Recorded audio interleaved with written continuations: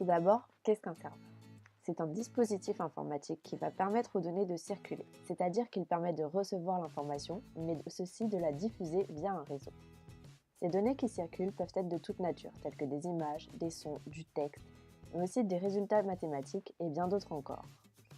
Chaque site internet, application, va avoir son propre serveur, qui peut être dans les locaux, mais aussi à l'autre bout du monde.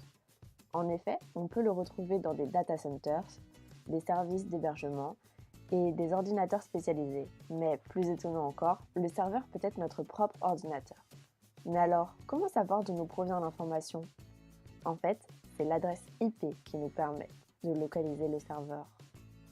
Pour résumer en quelques mots, le serveur est présent dès que l'on fait une recherche sur Internet. C'est lui qui va nous renvoyer l'information qu'il héberge.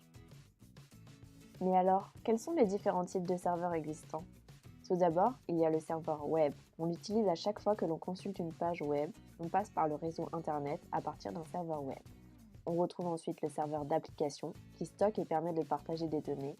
Il est accessible depuis tous les postes et relié au serveur informatique. Il peut traiter des informations de manière à n'en extraire que les données souhaitées par l'ordinateur. C'est donc ce serveur qui réalise la majorité des traitements. Le serveur de fichiers, quant à lui, conserve les fichiers partagés par plusieurs ordinateurs dans un emplacement commun. Il y a aussi le serveur d'impression, qui permet de partager une ou plusieurs imprimantes, aussi de partager à des scans.